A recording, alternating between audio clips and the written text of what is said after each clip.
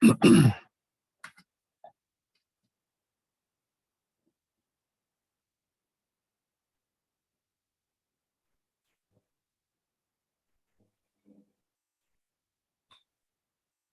we are recording. Mr. Kasima, do you expect Mr. McDonald to be here today?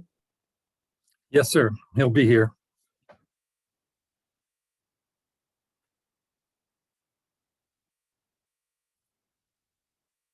Ms. Cranston, do you expect Mr. Cannell to be here today? I don't believe he will be joining. I'll be arguing on behalf of the county.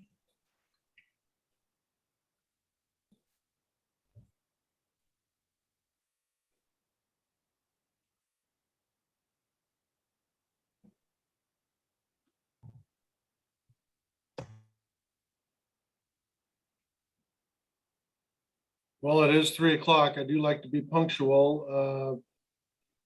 Mr. Casina, are you prepared to argue this on your own, I assume? Yes, I'm going to present the argument on behalf of Under Canvas. All right. All right, then we are going to get started.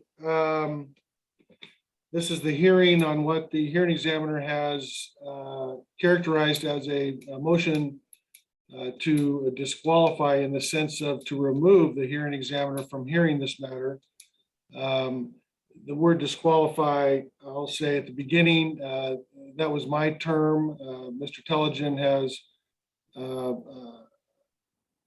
indicated the Black's Law Dictionary version of, or definition of disqualify. That's not clearly what I meant. The disqualification has always been on jurisdictional grounds, and that's what I am considering this motion to be, is a motion to remove the hearing examiner, or to disqualify him from hearing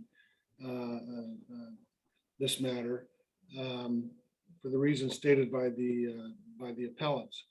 So what we're going to do is I'll tell you what I've reviewed. I've reviewed obviously the documents you submitted, the appellant's objection to the hearing examiner, a letter dated June 16, 2021, the county's response dated June 30, 2021, the applicant's response of July 7, 2021, and then the appellant's reply that was, I believe, misdated. It would have been July 12, 2021. It was misdated for June. So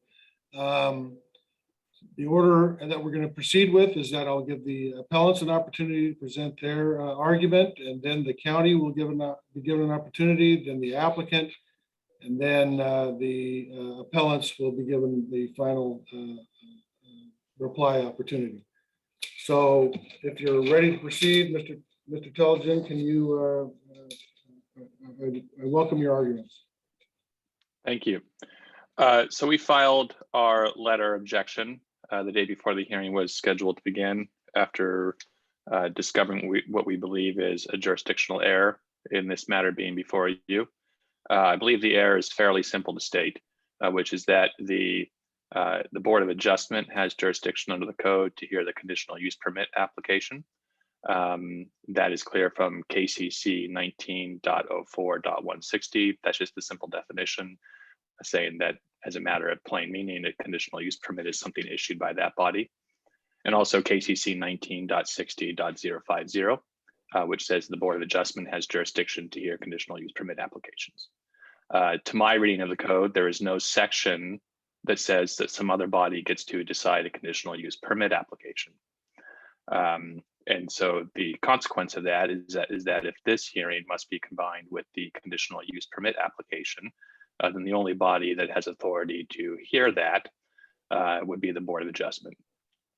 Now, I understand that the provisions of the SEPA code talk about the SEPA appeal in particular being held by the Board of Commissioners. That also provides that they can appoint some other hearing officer to hear that particular appeal. And so we think, as a practical matter, if the Board of Adjustment must hear the conditional use permit, and if the Board of Commissioners must hear the SEPA appeal but can designate somebody else to hear it, then as a practical matter, they need to designate the Board of Adjustment to hear it.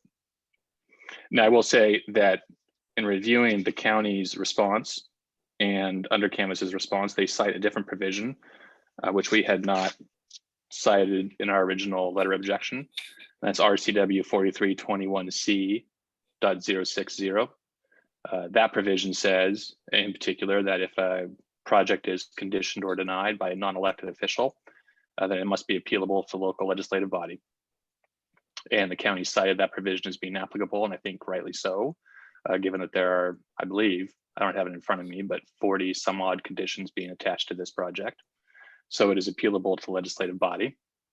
As a consequence of that, however, you will note that at KCC 20.28.030, if that provision applies, then the hearings do not need to be combined.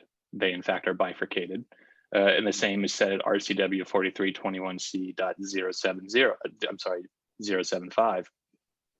Then in the case of a legislative appeal, it is not combined with the underlying action. That has two consequences. One consequence is that the hearing should be bifurcated, and there is no reason for you to have jurisdiction over this conditional use permit. So that section should go back to the Board of Adjustment. Two, the purpose of that provision that I cited, RCW 4321C.060, is to take a decision by a non-elected official and put it in the hands of an elected official. That's the purpose of that section. And I would argue in this case that if the Board of Commissioners, as the acting legislative body, they are the folks that need to hear the SEPA appeal, then they are the folks that need to hear the SEPA appeal. They can't take it and designate it to another non-elected official. It would be effectively the same as, if the planning commissioner made a decision, this provision says it needs to go to an elected official. That elected official can't just pass it back down to the same person who made the decision. Likewise, they can't give it to another non-elected official. So based on that provision, we think there's actually two consequences that we would argue in the alternative, that in fact it needs to be bifurcated. Half of it needs to go to the Board of Adjustment, and half of it needs to go back to the Board of Commissioners.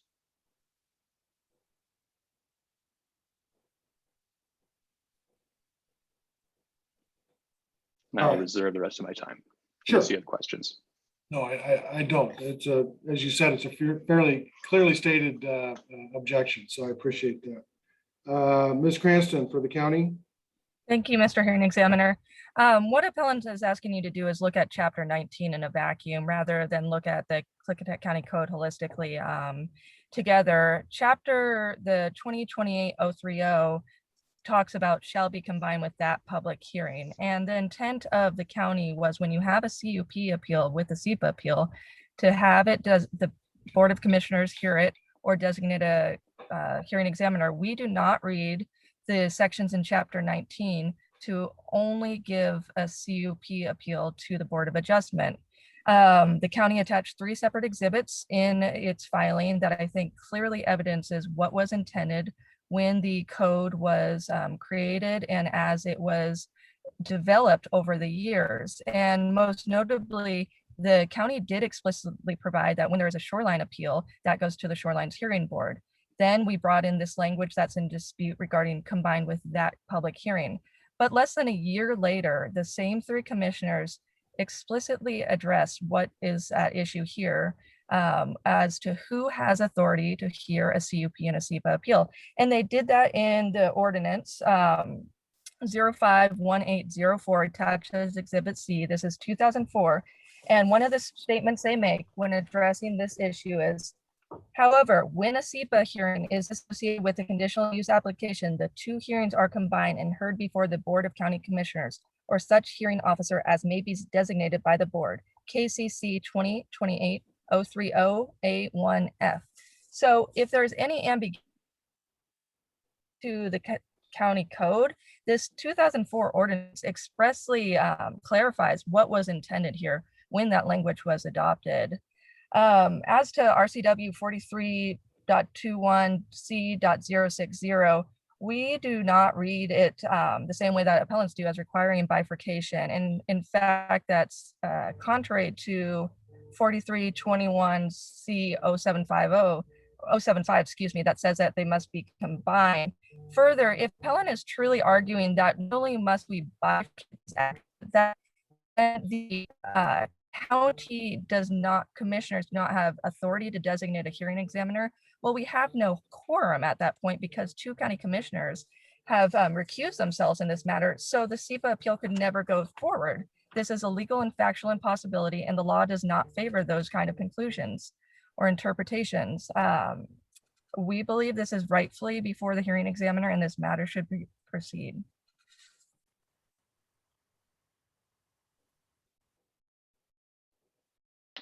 All right, thank you very much. Mr. Casina? Yes, thank you. Appellant's motion should be denied and the combined hearing should go forward later this month as scheduled. The explanation that I will provide in this argument and the legal principles supporting that conclusion are in three parts.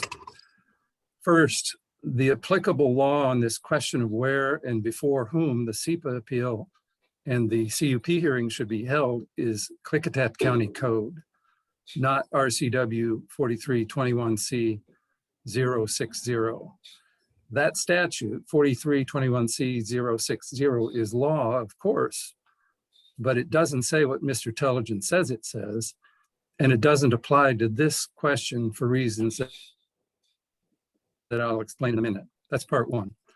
Part two, the motion that was put on the table for which this hearing was set is that the SEPA appellants argue through their counsel that the SEPA appeal and the CUP recreation park have to be heard in a combined hearing before County Board of Adjustment. That's what was filed by Mr. Telligent on June 16th or 17th. Under canvas and the county agree that the hearings have to be combined into one, but we don't agree that it can or should be held at the Board of Adjustment. Third part, the enactment by the county of its appeal procedures and the legislative intent shown in its records when it did so places the jurisdiction of this question with the Board of County Commissioners. The board has express authority under county code to appoint a hearing examiner to hear these matters. So, Klickitat County Code 030A1F, as well as state law, require that the SEPA appeal and the CUP hearing be combined into one hearing. I'll turn first to RCW 4321C 060. There are two things to say here about Mr. Telligent's new angle involving this statute.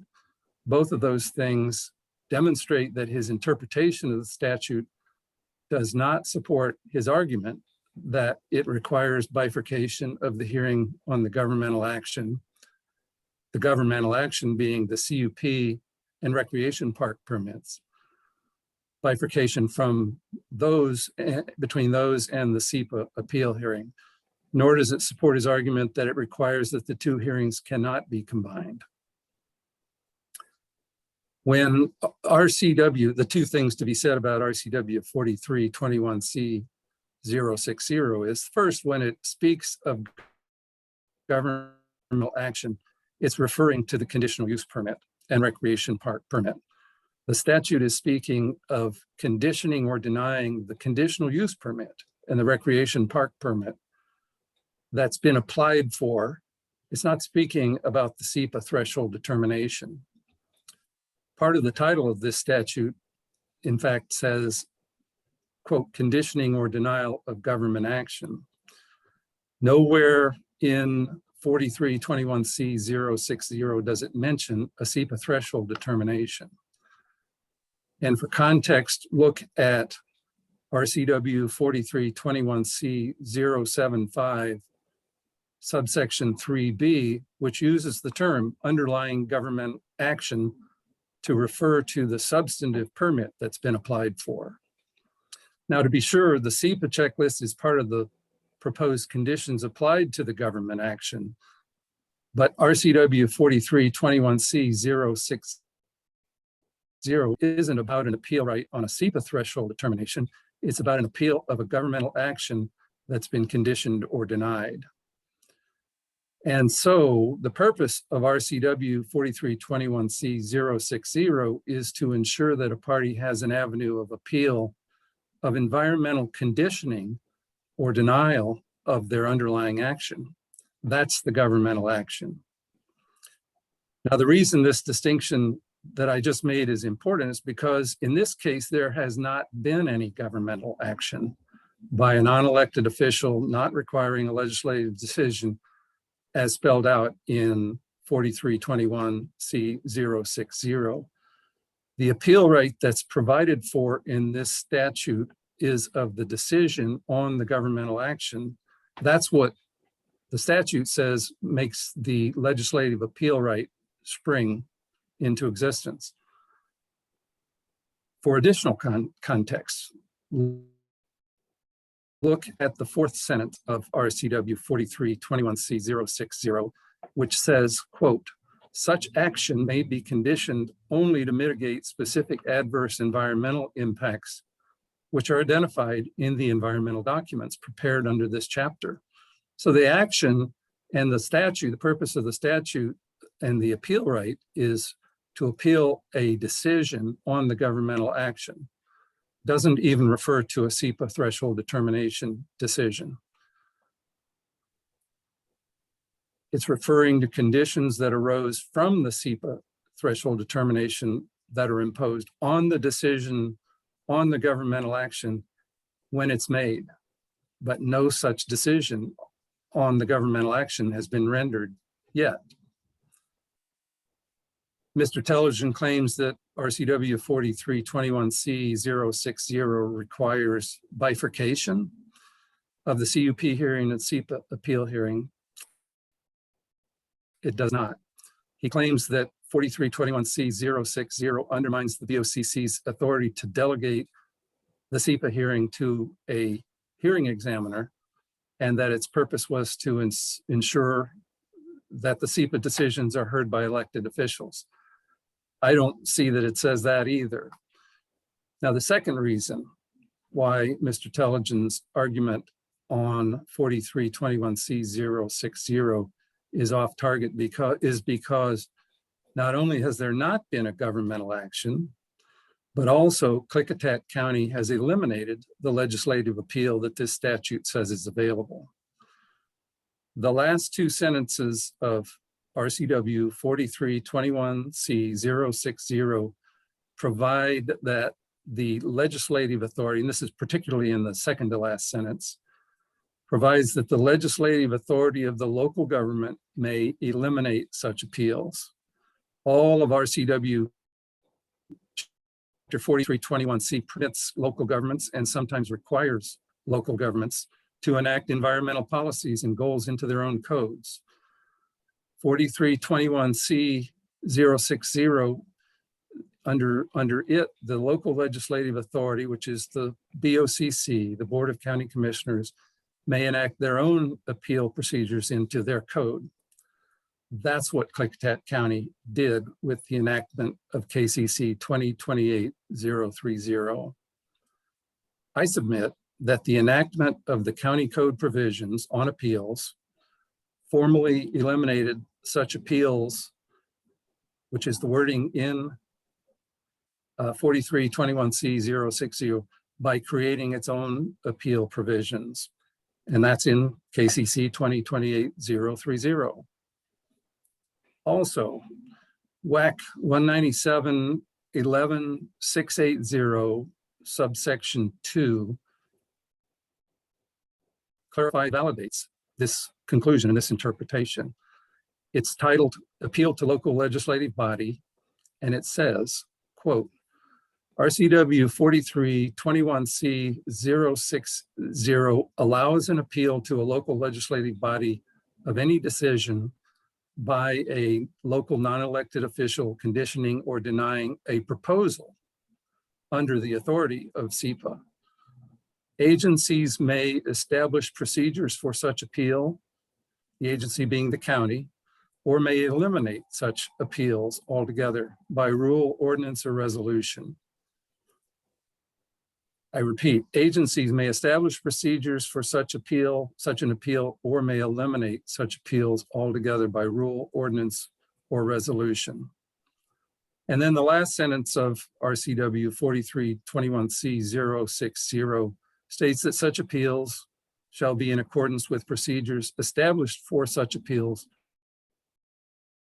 by legislative authority, the BOCC, of the acting local governmental agency. So the county has the authority, had the authority, and did eliminate this legislative appeal process in RCW 4321C060 and replaced it with KCC 2028-030. So in this case, not only has there not been a governmental action conditioned as described in RCW 4321C060, but the county has eliminated the appeal right in that statute by enacting its own appeal procedures. And that makes the governing law on this question Klickitat County Code Section 2028-030A1F. And then just to clarify one other point on this, to not leave unresponded to Mr. Paladin's claim that he put in his reply. He claims that RCW 4321C060 means that the two hearings can't be combined because of the language in RCW 4321C0753B, which does state an exception involving the exercise of the legislative appeal in 4321C060. But that doesn't apply for the same reasons, because there has not been a governmental action and because the legislative appeal right has, in the case of Klickitat County, been eliminated. There is no legislative appeal except what's provided for in the Klickitat County Code. So what we have is, as governing law, is KCC 2028-030A1F, which requires that the hearings be combined. The county code requires a single hearing. The code requires that only the BOCC can hear the appeal, the SEPA part of the SEPA appeal. The code authorizes the Board of Adjustment to hear CUP and recreation part hearings, but the Board of Adjustment has no jurisdictional authority to hear a SEPA appeal in either a combined hearing or in any other hearing for that matter. The legislative history summarized in the county prosecuting attorney's response in brief, and as just summarized again by Ms. Cranston, was filed a week and a half ago, establishes the BOCC's intent in enacting its appeal procedures that the combined hearing must be heard by the BOCC. In fact, I think their records say that it expressly said that, or its appointed hearing examiner. So the conclusion is pretty inescapable that the county intended to have a combined hearing and intended that the hearing body or officer would be one with jurisdiction over both subject matters. These matters must rest with the county BOCC or its appointed hearing examiner for hearing. Now, so on the subject of whether or not the BOCC had code authority to appoint a hearing examiner, it's clear that it did, and it does, in KCC 1960-125, now KC, what I'm calling Revised Code Ordinance 6.10. This provides that the County Board of Commissioners has by ordinance granted itself the authority to designate a hearing examiner to hear quasi-judicial actions. Quasi-judicial actions are defined in RCW 4236-010 as those actions of the legislative body, planning commission, hearing examiner, zoning adjuster, board of adjustment, or boards which determine the rights, the legal rights, duties, or privileges of specific parties in a hearing or other contested case proceeding. Both of these parts of this combined hearing, the SEPA appeal and the CUP recreation park permit hearings, are unquestionably quasi-judicial. The authority of the BOCC to appoint a hearing examiner to hear them is clear. Thank you. Thank you. Let me make a note here.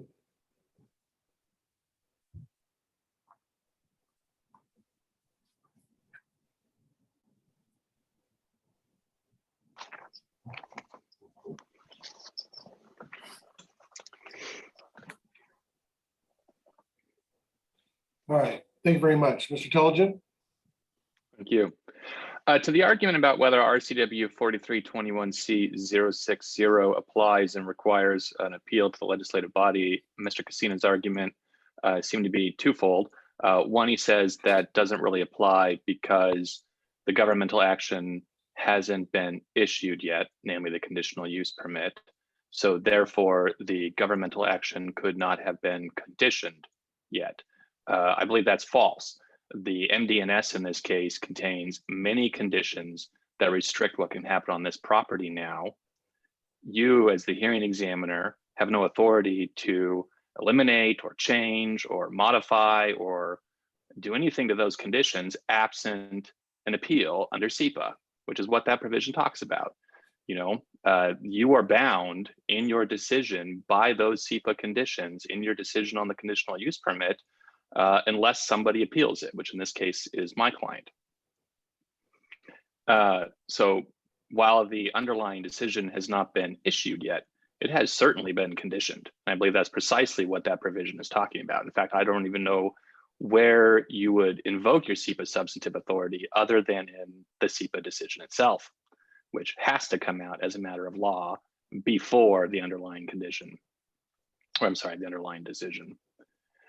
Second, Mr. Cassina argued that KCC 2028-030 eliminates those appeals.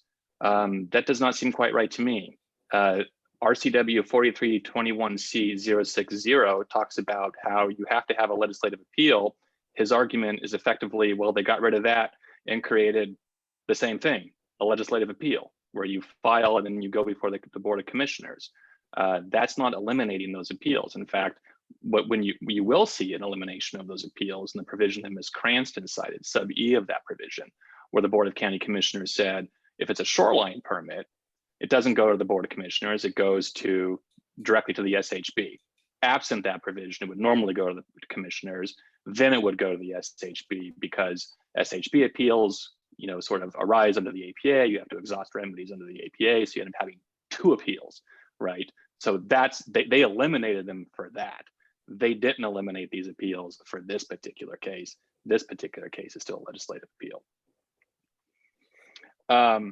Jumping back a little bit to what Ms. Cranston had talked about, she had talked in her discussion about, I think the three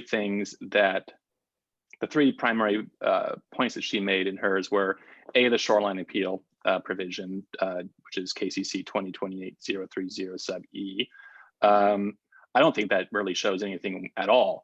As I said, that was one isolated instance in which the Board of County Commissioners decided, hey, we're going to spare people from having to go through two separate appeals, first us, then to go to the SHB. Doesn't bear on this particular case. She also talked about the legislative history about when our KCC 2028-030 sub F was added.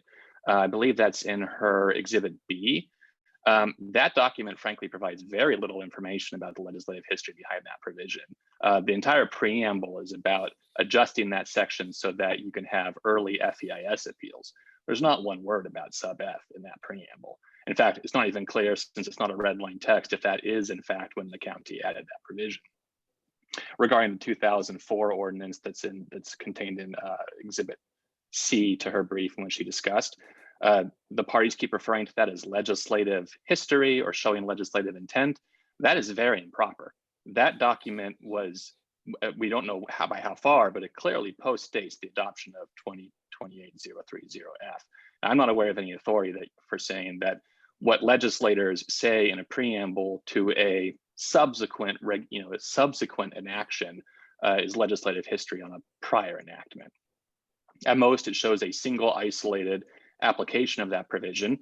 And frankly, in a preamble, the commissioners can't imbue the regulatory language with meaning it doesn't have on its face. I mean, I agree. In that case and in our case, the commissioners cited 2028-030F as their authority to combine the hearings together before themselves. But that's not what that provision says. In fact, I think going to both points, both to Ms. Cranston and to Mr. Cassina, it is interesting if you look at 2028-030F.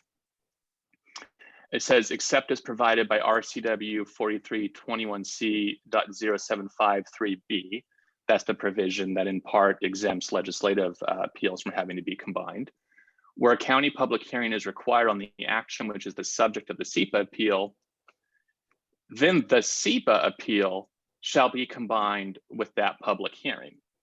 Then it goes on to say, if more than one public hearing is provided or available, then the SEPA hearing shall be before the board or to such hearing officer as may be designated by the board. It doesn't talk about both hearings. It talks about the SEPA hearing. And that seems very odd to me. And it may very well be the case the commissioners knew that in some cases, you didn't always combine these things, precisely because of 4321C.060. Also, I just want to talk about this idea that there's a legal and factual impossibility in the Board of County Commissioners hearing this appeal due to them recusing themselves. As I pointed out in my brief, they recused themselves over appearance of fairness issues. I believe one of the commissioners or the commissioners had made statements which may show that they were somewhat biased. I'm concerned about that. I'm concerned about bias in any decision maker. However, the appearance of fairness doctrine, if applied, would sort of prevent a quorum from taking place. Then it no longer applies, right? I cited the rule on that. It's in the appearance of fairness RCW. So yes, they can hear it. They can, and we think that they ought to, and we think that they're required to. And finally, you know, this idea that the Board of Adjustment would not have jurisdiction over the entire thing, that also is not true. We cited in our brief, I believe it was, let's see here. RCW 3670.080. The Board of Adjustment has certain enumerated authorities that have been also stated in the county code. They can also exercise jurisdiction on any other matter given to them by the Board of Commissioners via ordinance, which is also how the Board of Adjustment appointed the hearing examiner in Exhibit C to Ms. Cranston's submission. So it is in fact true that the Board of Adjustment could exercise jurisdiction over the entire thing at the direction of the county commissioners. So in summary, our view is if the matter must be combined, it must go to the Board of Adjustment. That's not stated expressly in the code, but it's a matter of necessary implication, given that the Board of Adjustment has exclusive authority over half of the things that need to be combined. The commissioners could have accomplished that by appointing the Board of Adjustment to hear the whole thing. But frankly, we think Mr. Cassina is wrong. The conditional use permit has in fact been conditioned by the MD&S with several dozen conditions that you are not allowed to deviate from absent an appeal under that provision. And because that provision applies, the hearings do not need to be bifurcated. The CUP should go to the Board of Adjustment. The Board of Commissioners themselves should be hearing the SEPA appeal. Thank you. All right, thank you very much. Obviously, I'm not going to rule, quote unquote, from the bench. I'm going to issue a written order on this. I have not, and quite frankly, it's not my place to research whether or not my order is going to be subject to an appeal to the Board of County, or not to the Klickitat County Superior Court. If a party is dissatisfied, one party or the other is dissatisfied with my order. But the reason why I wanted to have this hearing today and to get my decision out as quickly as possible is that if such a court action is permitted, that as Mr. Telligent stated in his materials, I believe, that we don't go through 2 days of a hearing and time and expense if this matter, or if the hearing examiner's jurisdiction, my ruling on that is subject to an appeal. So in any event, the bottom line is I'll have my decision out as quickly as possible. I'm shooting for Friday. I have hearings in Walla Walla tomorrow night and Douglas County tomorrow afternoon, but I'm going to get started on this right away. And I want to get this decision ruling on this issue made as quickly as possible so we can parties can move forward as appropriate. So with that, this hearing is concluded, and everybody have a terrific rest of the day, and you'll hear from me soon. Thank you very much for your arguments. Thank you. Thank you. Thank you.